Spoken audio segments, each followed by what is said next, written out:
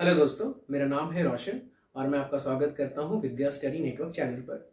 आज से मैं आपको यहां पर इकोनॉमिक्स की क्लासेस लूंगा। आज हम पढ़ने वाले हैं क्लास 9th का first chapter, the story of village Palampur. Well, economics उतना भी टफ नहीं है जितना टफ लोग सोचते हैं। इकोनॉमिक्स बहुत ही आसान है, ये सिर्फ समझ का फेर है। जितना अच्छा आप समझेंगे उतना ही बढ़िया आप इस पर नंबर स्कोर कर पाएंगे और काफ़ी मज़ा भी आने वाला है। सो लेट्स स्टार्ट, शुरू करते हैं। चैप्टर का नाम है the story of village Palampur. Well, Palampur जो गांव है एक इमेजिनरी गांव है जिसका कि रियल में कोई स्थिति वैसे दिखता नहीं है। इससे केस स्टडी से हम समझेंगे। पालमपुर एक गांव है जिसको मैंने यहां बनाया है। पालमपुर से 3 किलोमीटर की दूरी पर एक गांव स्थित है जिसका नाम है रायगंज। रायगंज पालमपुर गांव से बड़ा है, जहां पे सुविधाएं भी थोड़ी ज्यादा है। वैसे पालमपुर में भी सारी सुविधाएं मूलभूत तौर पर एक गाँव में जो होनी चाहिए वो अवेलेबल है। जैसे कि पालमपुर गांव में 2 प्राइमरी स्कूल हैं, एक हाई स्कूल है, एक प्राइमरी हेल्थ केयर है जो कि गवर्नमेंट के द्वारा गवर्न होती है, और एक प्राइवेट डिस्पेंसरी है जहां पे लोग जाकर एडमिट हो सकते हैं। उसके अलावा गांव की पॉपुलेशन की बात करें तो लगभग 450 लोग, 450 फैमिलीज, जहां पे लगभग 450 फैमिलीज रहा करती हैं, जिसमें से कि 80% families are belongs 80% families are of upper caste. 450 में से 80% लोग जो है वो अपर कास्ट से बिलोंग करते हैं और 1/3 दलित है। अपर कास्ट और दलित में अंतर क्या है? अपर कास्ट वो समाज के लोग जो मुख्यतः प्रोस्पेरियस होते हैं, जिनके पास समृद्धि होती है, जिनको पैसे की बहुत ज्यादा दिक्कत नहीं होती, उनके पास जमीन ज्यादा होते हैं, and they are more established compare to other people. Dalit समाज के वो दबे कुचले लोग जिनको की बहुत इज्जत नहीं मिलती समाज में, आज भी उनको गांव से दूर, जैसा कि इस पालमपुर में पढ़ा होगा आपने, इनको गांव के कॉर्नर में, lives in corner of village, गांव के किनारे में इनका, मान लो कि अगर ये गांव है तो इधर जाके ये इनका घर है, इधर रहते हैं गांव से थोड़ी दूरी पे जो दलित हैं। इनके घर मोस्टली कैसे होंगे? आपको मिट्टी के मिलेंगे, फूस के मिलेंगे, और ये क्या करते हैं, वो छोटे छोटे जानवर पालेंगे, जैसे बकरी हो गया, भेड़ हो गया, ये सब पाल के अपना गुजारा करते हैं मोस्ट ऑफ द केसेस में। आपने अगर रियल लाइफ में देखा हो तो 80% जो अपर लोग हैं, अपर कास्ट के, मेजोरिटी ऑफ लैंड्स इन्हीं के पास है क्योंकि प्रोस्पेरिटी है, इनके घर काफी समृद्ध है, बड़े बड़े घर हैं, पक्का हाउसेज है, there houses are made up of like cement, shirt, जो भी आप सब चीजों को जानते हैं, उनके घर जो है वो पक्का हाउसेज है। इनके मुकाबले घर बहुत ही कमजोर है, मिट्टी के हैं। अब देखते हैं इस गांव का बेसिकली ऑक्यूपेशन क्या हो सकता है। गांव में इतने सारे लोग हैं तो उनके लाइवलीहुड को चलाने के लिए कुछ ना कुछ वो काम तो करते होंगे, काम करते हैं, जैसे डिफरेंट टाइप्स ऑफ। अब इस गांव के बारे में समझते हैं, different types of production activities. अब जहां पर गांव है तो गांव में बहुत सारे लोग होंगे, तो उनके आय का स्रोत क्या है, हाउ दे अर्न, वो पैसा कैसे कमाते हैं? कुछ ना कुछ तो वो किसी न किसी एक्टिविटीज में व्यस्त होंगे जिसके थ्रू उनकी फैमिली चलती होगी। तो किसी भी गांव का मोस्ट ऑफ द केसेस में farming is the main occupation. इस पालमपुर का भी वही है, मेन ऑक्यूपेशन क्या है? फार्मिंग, जिसमें कि लोग खेती से जुड़े हुए हैं।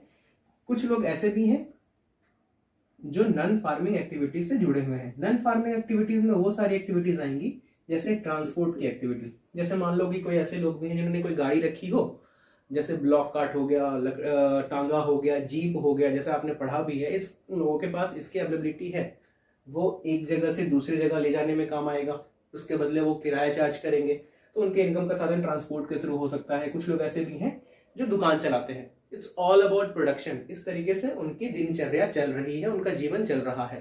तो अब जो टर्म आ गया आपने को समझना है, दैट इज प्रोडक्शन।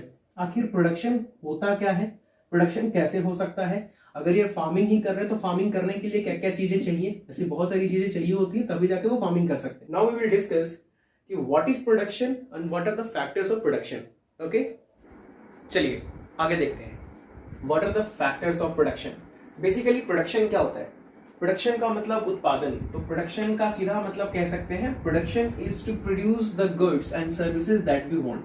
प्रोडक्शन का मतलब किसी भी चीज को, किसी भी गुड्स को या किसी सर्विसेज को, किसी सेवा को जनरेट करना जिसकी हमें जरूरत है। जैसे कहने का मतलब, हमें खाना होता है, इसके लिए हम क्या करेंगे? खेती करेंगे। हमें भूख लगती है, हमें इसके लिए खाना चाहिए, तो खेती करना एक प्रोडक्शन हुआ जिसके थ्रू हम अनाज पैदा करते हैं, और अनाज फिर हम उसको फाइनल होने के बाद उसको हम कंज्यूम करते हैं। उसी तरीके से अगर हम और भी बात करें, वी आर ट्रैवलिंग समवेयर, हम एयरलाइन से ट्रैवल करते हैं, ट्रेन से ट्रैवल करते हैं, तो ट्रेन कहीं ना कहीं प्रोड्यूस हुआ होगा, कहीं ना कहीं बना होगा, तब जाके उससे हम एक सर्विसेज ले पाते हैं ट्रैवलिंग का। Suppose this is marker. Marker का काम क्या है? लिखना। ये आज इस बोर्ड पे ऐसे ऐसे करके लिख पा रहा है, तो मार्कर भी कहीं ना कहीं प्रोड्यूस हुआ होगा। और लिखने की हमारी जरूरत है, ये हमारी जरूरत है, इसको हमें लिखना है और लिखने के लिए हमें क्या चाहिए, मार्कर। तो मार्कर भी कहीं ना कहीं प्रोड्यूस हुआ होगा।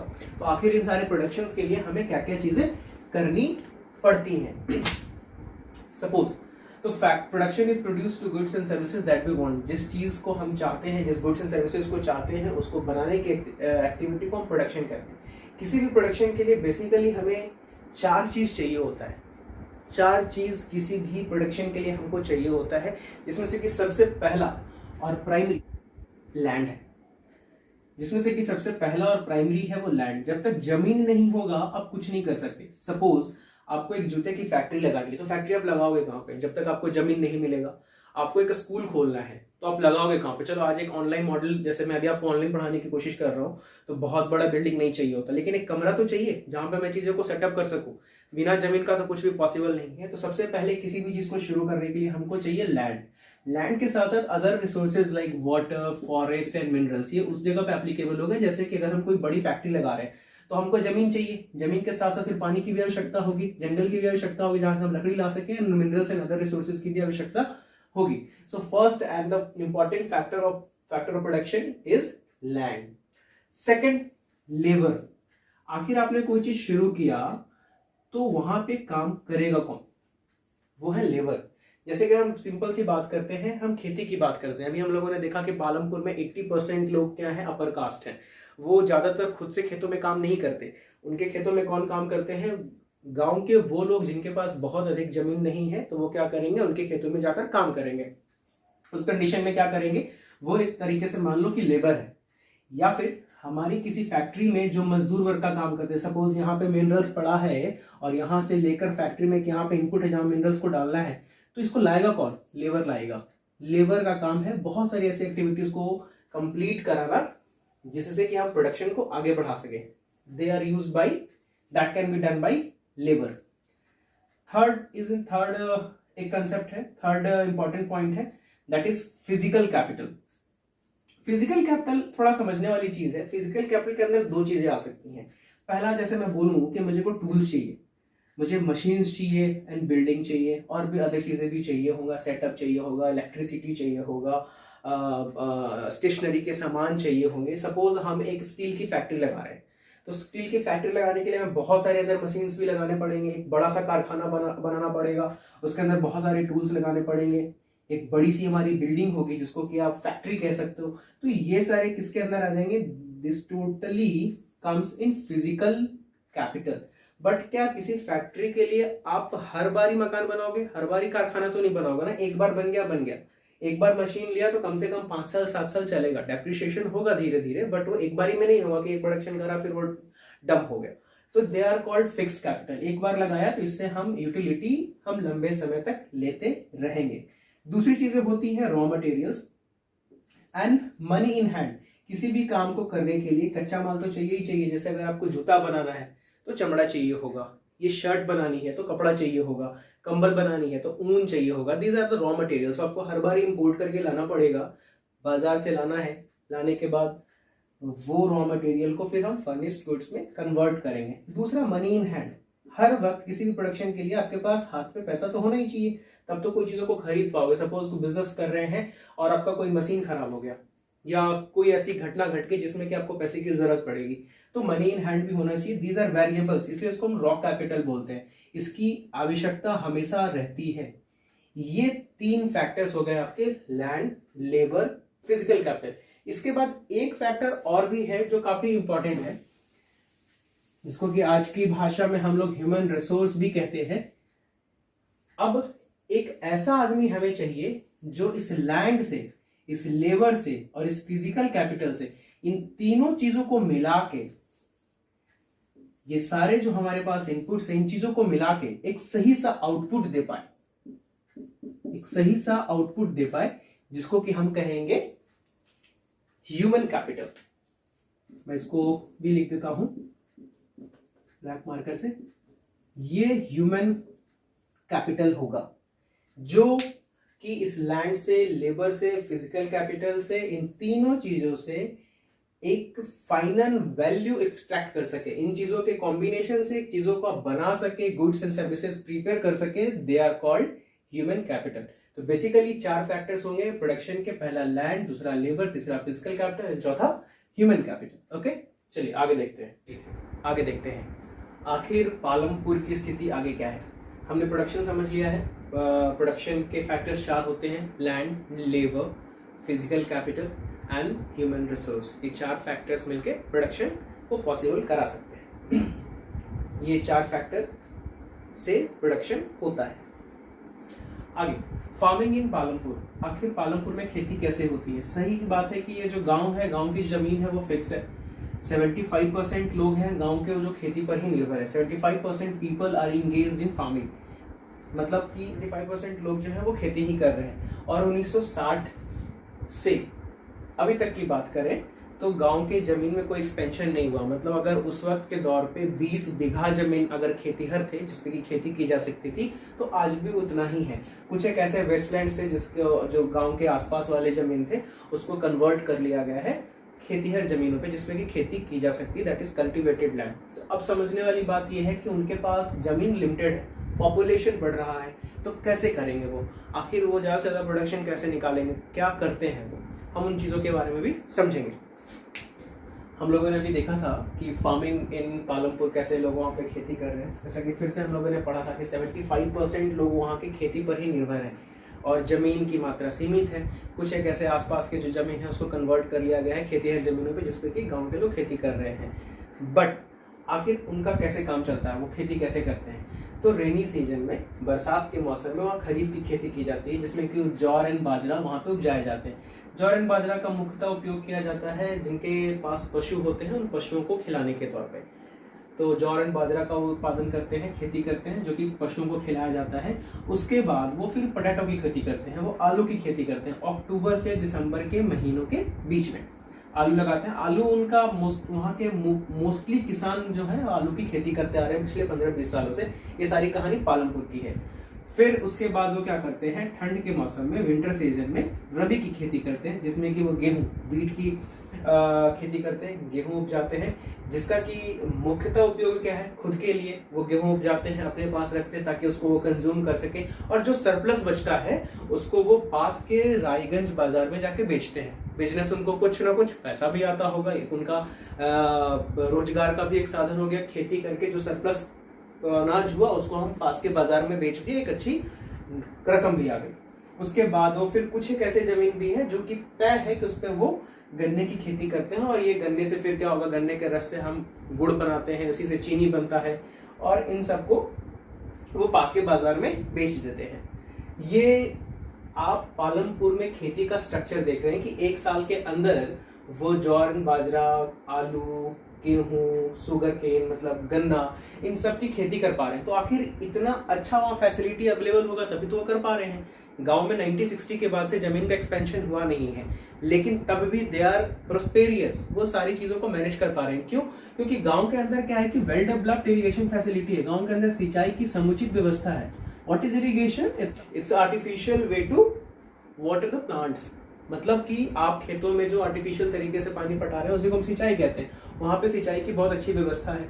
इलेक्ट्रिसिटी बहुत पहले आ चुका है तो लोग ट्यूबवेल्स चला सकते हैं, जैसा कि हमने लिखा है आगे कि ट्यूबवेल्स की भी काफी मात्रा में वहाँ पे यूज की जाती है। सबसे पहले ट्यूबवेल जो पालमपुर गांव में है वो सरकार ने लगवाया था।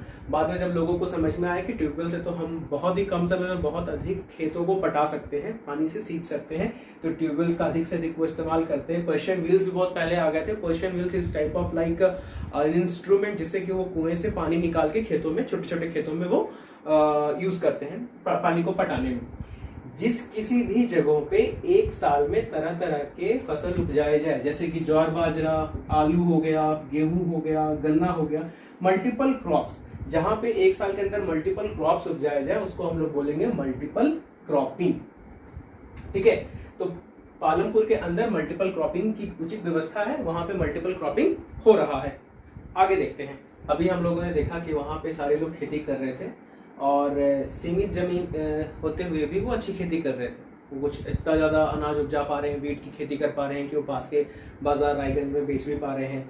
गुड़ की मतलब शुगर कैन का उत्पादन कर रहे हैं, उसके बाद उससे उसको आसपास के व्यापारियों को भी बेच रहे हैं जिससे कि उनको पैसे आ रहे हैं। आखिर सीमित जमीन में ही वो धीरे धीरे कैसे आगे बढ़ते जा रहे हैं, उनका प्रोडक्शन कैसा बढ़ता जा रहा है, हमको ये समझना पड़ेगा। हम लोगों ने देखा कि वो इस तरीके की खेती करके वो अपना जीवन गुजारा कर रहे हैं, लेकिन हमको ये भी समझना है कि सीमित जमीन में वो धीरे धीरे खेती को कैसे बढ़ा रहे हैं। पहले की हम बात करते हैं, पहले वो ट्रेडिशनल मेथड से खेती क्या करते थे वहाँ के मुख्यतः किसान, जैसे कि खेतों में क्या करते थे, वो गाय के गोबर का इस्तेमाल करते थे, उसके बाद नेचुरल मैन्योर का इस्तेमाल करते थे खाद के तौर पे एज अ फर्टिलाइजर्स। ठीक है, ये उनका ट्रेडिशनल तरीका था, उसके लिए उनको कुछ पैसे लगाने की जरूरत नहीं पड़ी। जो भी हमारे घर का किचन का वेस्ट होता है वो भी एक मैन्योर के तौर पे बन जाता है, उसको भी जाके वो खेतों में डंप कर देते थे। और गाय का गोबर हो गया, नेचुरल मैन्योर जो भी था खेतों में इस्तेमाल करते थे। गाँव की जो नली होती थी उसको खेतों की तरफ मोड़ देते थे, जिसके मतलब इरीगेशन के तौर पर धीरे धीरे उसको इस्तेमाल किया जाता था बहुत कम जगहों पर। बाद में क्या हुआ, इन लेट 1960s ग्रीन रेवोल्यूशन हुआ। ग्रीन रेवोल्यूशन का मतलब हुआ हरित क्रांति, जिसमें कि नए नए साइंटिफिक मेथड्स का यूज किया गया। High yielding varieties, HYV seeds लिखते हैं इसको, HYV सीड्स का यूज किया गया, जिसके तहत प्रोडक्शन में काफी ज्यादा बढ़ोतरी की गई। पहले अगर वो 1 हेक्टेयर में 1300 केजी का उत्पादन कर रहे थे, after this green revolution by using this HYV seeds they are generating approx 32 kg per hectare। जो भी डाटा है सब एनसीईआरटी की बुक का ही है, लाइंस भी आपको एनसीईआरटी के ही मिलेंगे। अगर आप इस स्टोरी को सही से समझ लें तो इसको देखकर भी आप खुद से अपना एक नोट्स प्रिपेयर कर सकते हैं और फिर उसको आगे बढ़ा सकते हैं। तो हम लोग ये देखते हैं कि HYV सीड्स क्या है, हाई यील्डिंग वेराइटीज। ये एक ऐसा उत्तम क्वालिटी का बीज है जिससे कि प्रोडक्शन काफी अच्छा होता है, लेकिन इसके साथ क्या था कि इसको बहुत ज्यादा पानी की जरूरत है, इसमें इरिगेशन की उचित व्यवस्था होनी चाहिए। दूसरा, इसको केमिकल फर्टिलाइजर की भी आवश्यकता है, पेस्टिसाइड्स की भी आवश्यकता है, ताकि जब फसल बड़ा हो तो उसको कीड़े ना खा जाए। तब जाके ये combination of plenty of waters means irrigation, chemical fertilisers and pesticides मिलेंगे, तब जाके आपका एक अच्छा प्रोडक्शन हो पाएगा थ्रू दिस HYV सीड्स। और इसके कारण आप देख पाएंगे कि पालमपुर कल को जहां 1300 केजी पर हेक्टेयर गेहूं की खेती कर पा रहा था, वीट की खेती कर पा रहा है, वो अब लगभग इसका क्लोज टू डबल से भी ज्यादा, मैं कह सकते हैं कि क्लोज टू 3 गुना। अब देख रहे हैं कि लगभग दुगना से ज्यादा, पहले 1300 केजी पर हेक्टेयर कर रहा था, अब वो 3200 केजी पर हेक्टेयर की खेती कर पा रहा है। इसका मतलब वो खाने के लिए तो रख ही रहा है, उसके बाद जो भी पैसा, जो भी अनाज बच जा रहा है उसको पास के बाजार में बेच रहा है, जिससे कि उनको क्या आएगा, अधिक से अधिक पैसा आएगा। ये due to this HYV seeds and they are using the modern methods of agriculture and cultivation. Okay, वैसे HYV सीड्स का अगर सबसे पहले किसी ने इस्तेमाल किया था तो उसमें से Punjab, Haryana and western UP थे। इन लोगों ने सबसे पहले इसका इस्तेमाल किया, अडॉप्ट करा। मोस्टली के पास दे आर वेरी प्रोस्पेरियस, उनके पास ट्रैक्टर था, ट्यूबवेल की अच्छी व्यवस्था थी, इसे इरिगेशन की प्रॉपर अरेंजमेंट थी, तो उन लोगों ने चीज़ों को अडॉप्ट करा और काफ़ी अच्छा प्रोडक्शन बढ़ाया। लेटर ऑन फिर बाद के आसपास के लोगों ने भी इन चीज़ों को अडॉप्ट किया। हम लोगों ने यहाँ पे देखा अभी वो सारे लोग जितने भी थे पालमपुर के किसान, वो लोग HYV सीड्स का इस्तेमाल कर रहे हैं। वैसे आपको थोड़ा समझना पड़ेगा कि HYV सीड्स के दुष्परिणाम क्या है। जब कभी हम HYV सीड्स से खेती करते हैं तो we have to use chemical fertilisers, we have discussed right now. तो उससे क्या होता है ना कि मिट्टी की जो उर्वरक शक्ति है, फर्टिलाइजेशन एबिलिटी, मिट्टी की फर्टिलिटी रेट वो कम हो जाती है, मिट्टी से मिनरल्स कम हो जाते हैं। तो संभव कहीं ना कहीं उससे क्या होगा, हमारी मिट्टी जो है वो पॉल्यूटेड हो जाएगी, उसकी क्वालिटी जो है वो कम हो जाएगी। तो ग्रीन रेवोल्यूशन बढ़ रहा है, बहुत अच्छी चीज़ है, बट उसमें हमें क्या करना पड़ता है कि बहुत ज़्यादा इरिगेशन की भी व्यवस्था करनी पड़ती है। और इरिगेशन के लिए हम अगर ट्यूबवेल और बोरिंग्स का इस्तेमाल ज़्यादा करेंगे, ट्यूबवेल्स एंड बोरिंग का इस्तेमाल ज़्यादा करेंगे, तो फिर ग्राउंड वाटर कहीं ना कहीं डिप्लेट करेगा, वो कहीं ना कहीं कमता चला जाएगा। तो हमें उसकी भी चिंता करनी पड़ेगी कि आखिर कब तक सस्टेन करेगा, ये चीज़ें भी हमें समझनी पड़ेगी। बोरिंग का पानी जो है लगातार निकलेगा, तो हमको ये भी देखना है कि वो कब तक सस्टेन करेगा। आगे जाके इकोनॉमिक्स में एक चीज़ पढ़ेंगे, उसको बोलते हैं सस्टेनेबल डेवलपमेंट। उसका मतलब यही होता है कि आपके पास जो भी नेचुरल रिसोर्सेज हैं उसका आप उतना ही इस्तेमाल करें जिसमें कि आपका ज़रूरत पूरा हो जाए, उसके बाद आने वाले फ्यूचर जनरेशन के लिए भी छोड़ें। जैसे कि अभी पेट्रोल हम बहुत ज़्यादा यूज़ करेंगे तो आने वाले 30, 35, 40 सालों के बाद शायद पेट्रोल ना मिले, तो नेक्स्ट जनरेशन वाले लोग उसको देख भी नहीं पाए। उसी तरीके से अगर हम इतना ज़्यादा पानी का इस्तेमाल करेंगे, इस तरीके से केमिकल फर्टिलाइजर्स का इस्तेमाल करेंगे, तो मिट्टी तो कहीं ना कहीं पॉल्यूटेड हो ही रही है, ग्राउंड वाटर भी हमारा धीरे धीरे कमता चला जाएगा। तो we have to think about this कि how we can survive after 50 years, 100 years। It's a serious concern. तो हमें क्या करना पड़ेगा, हमें इन चीज़ों को देखते हुए इस पर भी काफ़ी सावधानी बरतनी पड़ेगी कि आने वाले भविष्य में खेती भी अच्छे से होते रहे और हमारे वातावरण और इन्वायरमेंट भी ठीक ठाक से रहे, सारी चीज़ें बैलेंस्ड रहे। ओके, आगे देखते हैं। तो आगे का नेक्स्ट टॉपिक है how is land distributed between the farmers of Palampur. आखिर जो पालमपुर में जो भी जमीन है वो कैसे डिस्ट्रीब्यूटेड है लोगों के बीच में। हमने पहले पढ़ा था कि 450 फैमिलीज वहाँ रह रही हैं, 450 फैमिलीज हैं। जो दलित हैं लगभग 150 लोग, उनके पास तो जमीन ही नहीं है खेती करने के लिए, तो वो क्या करेंगे, वो दूसरों के खेतों में जाके काम करेंगे, वो दूसरों के खेतों में मजदूरी करके फिर अपना पालन पोषण करेंगे और उनको मजदूरी के बदले क्या मिलेगा, जो अपर कास्ट वाले लोग थे जिनके पास ज़्यादा ज़मीन है वो उनको मजदूरी के तौर पे कुछ अनाज देंगे जिनसे कि वो सिर्फ अपना सर्वाइवल कर पाएंगे। ओके, जैसे यहाँ तकरीबन 240 परिवार ऐसे हैं जिनके पास छोटे छोटे टुकड़े हैं ज़मीन के, जिसमें बहुत ज़्यादा वो खेती नहीं कर सकते। कुछ टुकड़े यहाँ है तो कुछ यहाँ है तो कुछ यहाँ है, तो फिर प्रॉपर सिंचाई की व्यवस्था भी नहीं हो पाएगी। अगर एक साथ सारे के सारी ज़मीन एक जगह पे रहेंगे तो सिंचाई भी समुचित मात्रा में अच्छे से कर पाएंगे, लेकिन छोटे छोटे टुकड़े होने के कारण वो भी अच्छे से खेती नहीं कर पाते हैं। आगे वो क्या करते हैं, अच्छे से वो खेती नहीं कर पाते जिससे कि उनकी एक अच्छी इनकम नहीं है, तो उनको भी बहरहाल किसी दूसरे के खेतों में जाके काम करना पड़ेगा या फिर कोई और रोजगार पे आश्रित होना पड़ेगा। They have to depend on some other physical activities और मोड ऑफ प्रोडक्शन। और बाकी के जो लोग बच गए उनके पास काफ़ी ज़मीन है, बड़े बड़े प्लॉट्स हैं, जिनके ही प्लॉट पे ये सारे लोग काम करते हैं। जो हमने पहले पढ़ा लगभग 150 दलित लोग, 150 दलित परिवार और बाकी के जो 240 फैमिलीज हैं जो छोटे छोटे खेतों वाले हैं, वो लोग जाके जो बचे हुए बड़े लोग हैं उनके खेतों में काम करते हैं और अपना भरण पोषण करते हैं। आगे देखते हैं, खेती एक बहुत ही जटिल कार्य है। आखिर खेती को करने के लिए लोग कहाँ से आएंगे, लेबर्स कहाँ से आएंगे। जो मध्यम वर्गीय परिवार थे जिनकी संख्या तकरीबन 240 के आसपास है, वो अपने खेतों में काम करते हैं और उनसे अपना वो जिंदगी का गुजारा करते हैं। बाकी जो बड़े खेतीहर किसान हैं वो क्या करते हैं, इन लोगों को अपने खेतों के लिए हायर कर लेते हैं कि आप हमारे खेतों में काम करिए, इसके बदले में आपको हम कुछ अनाज देंगे। और वो छोटे छोटे किसान बड़े जो जमींदार किसान होते हैं उनके यहाँ काम करते हैं। तो बड़े किसान क्या करते हैं, इन सारे जो छोटे छोटे किसान होते हैं उनको हायर कर लेते हैं कि आप हमारे खेतों में काम करेंगे, खेती करेंगे। उसके बदले में या तो ये तय करा लेते हैं कि आपको इसके बदले में वेजेस मिलेंगे, हर दिन का कुछ न कुछ कैश वो तय कर लेते हैं, या फिर ये तय कर लेते हैं कि आपको अनाज का कुछ अमाउंट दे दिया जाएगा, अनाज की कुछ मात्रा दे दी जाएगी। मोस्टली जगहों पे कैश की भी बात हो जाती है। जैसे सरकार ने तकरीबन 300 रुपया पर डे तय किया है कि किसी भी लेबर का चार्ज होगा, लेकिन यहाँ पे आपने एग्जांपल में देखा होगा 160 रुपए में भी लोग काम कर रहे हैं। It's due to high unemployment, क्योंकि बहुत सारे लोग ऐसे हैं, उनकी मेजोरिटी है जिनके पास रोजगार नहीं है। जितने भी मध्यम वर्गीय किसान हैं, जो गरीब किसान हैं, उनके पास काम का कोई दूसरा साधन नहीं है, काम का कोई दूसरा साधन नहीं है, रोजगार का कोई दूसरा साधन नहीं है, और उनके पास उतनी जमीन भी नहीं है कि वो खुद से अपनी जमीन पे खेती कर सके। तो वो बड़े किसानों के यहाँ जब काम करते हैं तो उनके बदले में वो या तो कैश या फिर अनाज, ये दोनों चीज़ों में से जो उनके लिए सहूलियत होता है वो लेते हैं। अब क्या है कि सरकार ने तय किया है कि कोई भी मजदूर अगर कोई काम करेगा तो उसको एक दिन का भुगतान, एक दिन की जो मजदूरी होगी उसको तकरीबन 300 रुपये पर डे के हिसाब से मिलना चाहिए। बट बेरोजगारी इतनी है गांव में और मध्यम वर्गीय किसानों की संख्या इतनी ज़्यादा है, उनको हर दिन काम नहीं मिलता है, तो जो काम मिल रहा है वो लोग लेने के लिए बड़े व्याकुल हैं।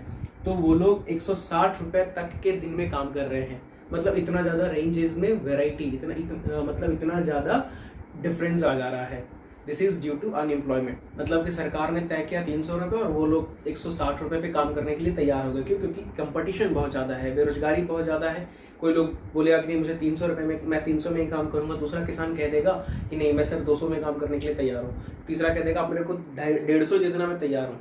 तो इस तरीके से रेट जो है वो बहुत नीचे आ चुका है due to unemployment. Unemployment is very serious concern, we will discuss it after some chapters, हम उसके बारे में भी बात करेंगे आगे। The capital needed in farming, आखिर खेती के लिए पैसा कहाँ से आएगा?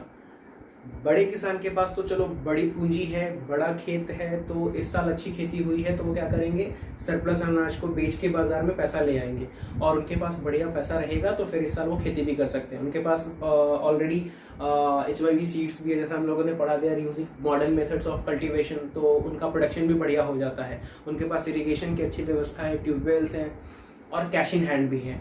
बट जो मध्यम वर्गीय किसान हैं, जो गरीब किसान हैं, वो कहाँ से लाएंगे? तो उनको बड़ी दिक्कत है। तो फिर क्या करते हैं, जो गरीब किसान होते हैं वो मनी लेंडर से पैसा ले लेते हैं। गांव के जो जमींदार होते हैं वो लोग उनसे पैसा लेते हैं and this transaction is totally informal way of transaction. ये भी हम आगे पढ़ेंगे कि फॉर्मल और इनफॉर्मल वे ऑफ ट्रांजेक्शन क्या होता है, जिसको कि हिंदी में आप कह सकते हैं कि सूद पे पैसा लेना। और इसका सूद इतना ज़्यादा होता है कि जो गरीब किसान लेता है एक बारी, अगर वो उसने एक बार में 5,000 रुपये अगर किसी मनी लेंडर से उधार लिया है, तो मोटा माटी आप मान के चलें कि तकरीबन महीने का 2 से 3% से शुरू होके 8% 10% पर महीने का ब्याज चला जाता है, इंटरेस्ट रेट। सो आप साल का जोड़ लो, अगर 3% भी हो गया तो 12 × 3 बिकम्स 36%। तो इसका इंटरेस्ट इतना ज़्यादा हो जाता है कि वो उसके अंदर ही दबते चले जाते हैं। इस साल पैसा लिया, उसका सूद भर रहे हैं, खेती करा, अनाज पैदा हुआ, अनाज पैदा होने के बाद जो थोड़े बहुत पैसे आए उससे अपना सर्वाइवल किया, फिर जाके कुछ पैसे मनी लेंडर्स को दिए और पूरा पैसा खत्म नहीं हुआ, उसका सूद कंटिन्यू चलता रहता है। तो बहुत बड़ा इशू है गरीबी और उनके पास पैसे की कमी है। Suppose government will do some facility कि जो गरीब किसानों को कम कीमतों पे, कम इंटरेस्ट रेट पे अगर अच्छा ब्याज दे दिया, अच्छा लोन दे दिया जाए तो शायद they can change their figure, वो अपनी स्थिति को बदल पाएंगे। इसके मुकाबले में बड़े किसानों के पास तो बड़े किसानों के पास बड़ी व्यवस्था है, बड़े पैसे हैं, तो वो हर वक्त आगे रहते हैं, प्रोस्पेरियस रहते हैं। गरीब किसान यहाँ पर भी मार खा जाते हैं, उनको कोई सुविधाएं नहीं मिल पाती हैं। ओके, अभी तक में हम लोगों ने पढ़ा फैक्टर ऑफ प्रोडक्शन में 4 चीज़ें। पहला पढ़ा था लैंड, लेबर, फिजिकल कैपिटल। हम लोग पालमपुर की स्टोरी पढ़ रहे हैं। पालमपुर में हम खेती की बात कर रहे थे, तो खेती में हम लोगों ने लैंड के बारे में बात कर लिया था। जमीन सीमित है तब भी वहाँ के लोग खेती कर रहे हैं। लेबर बहुत ज़्यादा है क्योंकि उनकी मेजॉरिटी है ज़्यादा, 450 परिवार में तकरीबन 300 परिवार ऐसे ही हैं जो लेबर की कैटेगरी में आ जाते हैं। अब उसके बाद बात करेंगे कैपिटल भी उन लोगों के पास बहुत ज़्यादा नहीं है। जिनके पास कैपिटल है दे आर वेरी प्रोस्पेरियस, जो जिनके पास कैपिटल नहीं है वो दूसरों के खेतों में काम करके अपने लाइवलीहुड को चला रहे हैं। आखिर अब आगे क्या करते हैं वो लोग? पालमपुर गांव में कुछ ऐसे लोग भी हैं जो नॉन फार्मिंग एक्टिविटीज़ में इन्वॉल्व हैं, जिनके पास बहुत ज़मीन नहीं है तो खेती नहीं कर सकते, तो वो क्या कर रहे हैं, उनके पास ब्लॉक कार्ट है, टांगा है, रिक्शा है, जिससे कि वो ट्रांसपोर्ट का काम कर रहे हैं। कुछ चीज़ों को लेके पालमपुर से रायगंज जा रहे हैं, वहाँ से शाहपुर जा रहे हैं और उसके बदले में जो किराया होता है वो वसूलते हैं। उस तरीके से उनका लाइवलीहुड चल रहा है। पालमपुर में कुछ ऐसे लोग भी हैं जो नॉन फार्मिंग एक्टिविटी में इन्वॉल्व हैं, उनका खेती मुख्य पेशा नहीं है, उसके अलावा खेती को छोड़कर वो दूसरे रोजगार में व्यस्त हैं। जैसे डेयरी, वो लोग पशुपालन कर रहे हैं। पशुपालन क्योंकि जौर और बाजरा की खेती अच्छे से हो जाती है तो पशु को खिलाने के लिए समुचित अनाज की व्यवस्था है, समुचित चारा उनको मिल जा रहा है और वो उन पशुओं से जो भी दूध आता है उसको पास के चिलिंग सेंटर में दे देते हैं, जहाँ पे दूध सही तरीके से स्टोर होता है और फिर उसको बेचकर वो अच्छा मुनाफा कमा रहे हैं। तो कुछ लोग डेयरी में इन्वॉल्व हैं, कुछ लोगों ने वहाँ पे SSI स्मॉल स्केल इंडस्ट्री जैसा सेटअप कर लिया है। जैसे कि एग्जांपल में अगर आपने बुक को पढ़ा है या पढ़ेंगे तो आपको मालूम चलेगा कि इस एग्जांपल में मिश्री लाल है, जो इन्होंने क्या करा है, एक शुगर केन को क्रश करने का मशीन खरीद लिया जो इलेक्ट्रिसिटी पे चलता है और वो उससे क्या कर रहे हैं, शुगर केन को क्रश कर रहे हैं, उससे जैगरी निकाल के पास के बाजार में बेच रहे हैं। इसके थ्रू भी उनका काम चल रहा है। तो he is also engage in some other non farming activities. उसके बाद गांव में कुछ लोग ऐसे भी हैं जो दुकानदार बन गए हैं, जिन्होंने एक छोटा सा अपना दुकान स्टैब्लिश किया है, जिसमें वो आसपास की जो डेली स्टेशनरी चीज़ें हों और रूटीन की चीज़ें हों, जैसे टूथपेस्ट, ब्रश, खाने पीने की चीज़ें, बिस्किट एंड ऑल चीज़ों को बेचकर अपने लाइवलीहुड को चला रहे हैं। एंड कुछ लोग ऐसे भी हैं जो ट्रांसपोर्ट के काम में व्यस्त हैं, जिन्होंने रिक्शा, जीप, ब्लॉक कार्ट, ये तमाम चीज़ों को रखा है और उसके थ्रू वो ट्रांसपोर्टेशन का काम करें। तो मोस्ट ऑफ द पीपल जो किसान नहीं है, जो खेती के कामों में इन्वॉल्व नहीं है, वो अलग अलग टाइप के नॉन फार्मिंग एक्टिविटीज़ में इन्वॉल्व हैं और इस तरीके से अपना लाइफ को चला रहे हैं। This is all about the story of Palampur. Palampur एक कहानी थी, इसमें बहुत कुछ नहीं था। फिर से एक ही 4 चीज़ में रिवाइज करा दूँ कि आपने एक सबसे इंपॉर्टेंट टर्म पढ़ा, प्रोडक्शन के 4 फैक्टर्स होंगे, land, labour, physical capital and human resource. ये 4 इंपॉर्टेंट फैक्टर हैं, that is very important. You need to understand all factors one by one and afterwards you should write own notes. And उसके बाद फिर कोई दिक्कत हो तो आप हमें बताएं, कमेंट करें। वीडियो अच्छा लगा हो तो लाइक करें, डू सब्सक्राइब और शेयर करें। Thank you.